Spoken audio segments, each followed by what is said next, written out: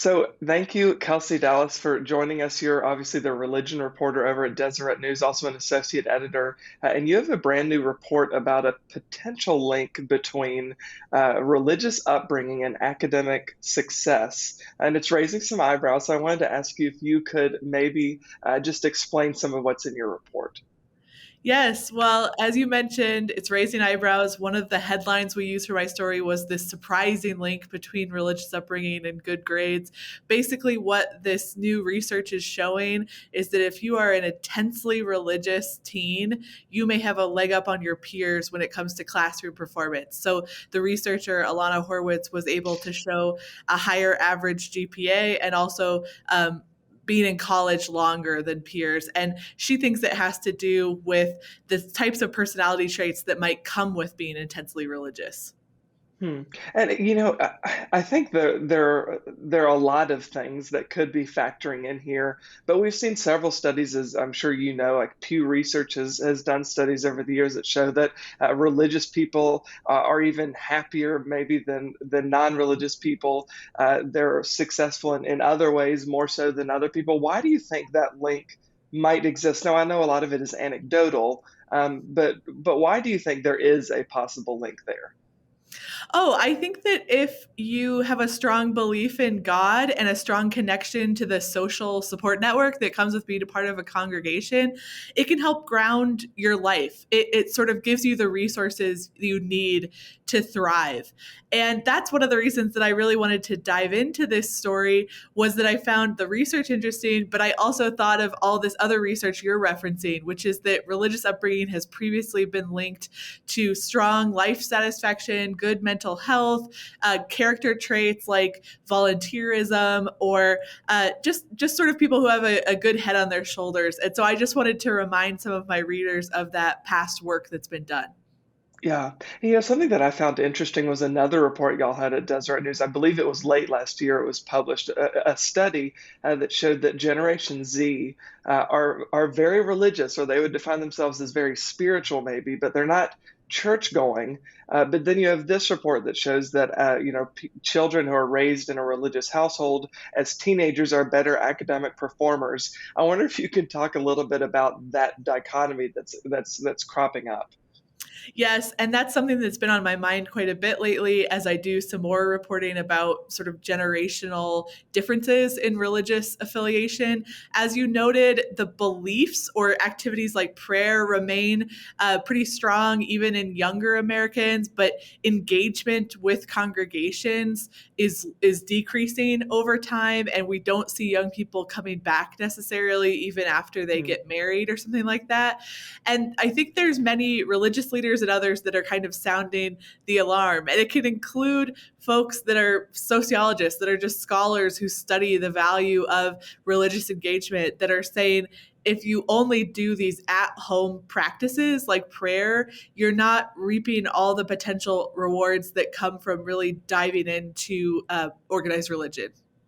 Yeah, and I want to ask because I think for a lot of people who are potentially outside of Christendom or outside of any religious upbringing, regardless of what faith it might be, might not realize the importance of in-person fellowship and being a part of a community. But also, there's this skepticism toward institutions that's becoming more and more prevalent with younger and younger generations. Why do you think that is? And do you see in some of your reporting a way to fix that potentially?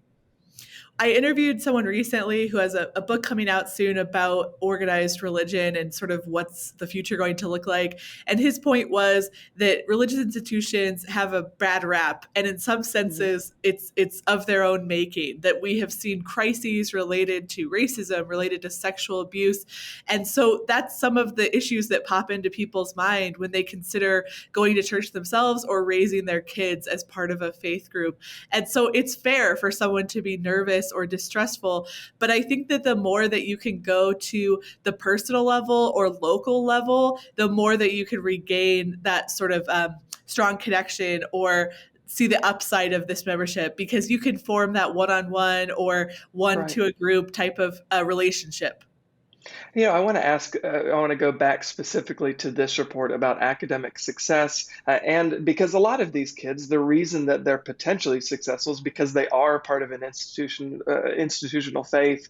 They are raised in that communal setting where they're fellowshipping with other believers. They're raised with these religious principles. But there are also some potential downsides that you reference in your report. Can you walk through some of those? Yes, the way that the researcher Ilana Horwitz put it was the same traits that serve you really well in an academic setting might end up holding you back in other dimensions of your life. And so that's even something like if your religion makes you sort of avoid risks or risky Hmm. behavior. Obviously, for the most part, that would help you. You're not going to get in trouble. But what if risky behavior is rewarded in the business world? That you're going to start the next Fortune 500 company if you're really willing to go out on the edge. And so maybe there's people of faith who would thrive in just less risky settings, but they're not going to be the next billion-dollar entrepreneur. Yeah, something fascinating that I thought Ilana Horwitz mentioned is that a lot of times you'll see that they're in homogenous areas, they're in places where they're not taking a lot of risk, they stay closer to home, they don't venture out to a college that's out of state, or they don't take a job perhaps that's out of state, they stay really in their small community, which Ilana kind of framed it as a potential negative, but that might be a positive for some people. So I want to ask if you can maybe flesh that out just a little. Right. I think that it just depends on what values you have and what type of life that you imagine for yourself. So, one person might see sticking close to home and being really involved in the same church that you were raised in as potentially holding yourself back, that you maybe don't have the same job opportunities as you would if you moved away, moved to a different state, to a bigger city. But then, those of us who have moved away to a bigger city know that there are downsides to that adventure, that you miss your family, that it's hard to find a new faith community. And so I think that it's just each person has to decide for themselves what their core values are and what they want their life to look like. Yeah, for sure. And I mean, not to mention that you pay higher taxes usually when you're in a bigger city. But that just, I think, comes with the territory because there are a lot of fantastic things about living in a big city as well. But I want to ask you before we go, what are the things that you mentioned some of the stuff you're working on? I want to ask, what are some of the things that people can look to Deseret News to see you're reporting on? Oh, yes. Thank you for asking. We have some reports loaded up that are going to be coming out over the next month or so about the state of faith in America today, where people stand in terms of religious engagement, belief, activity, and what that tells us about our society and our culture. And then I'm also closely following the Supreme Court's religious freedom cases, and there are a number of them this year, and there's already one set for the fall. So it's going to keep me busy for the next couple months. Yeah, for sure. Absolutely. Well, Kelsey, thank you so much for joining us. I appreciate it. Thank you.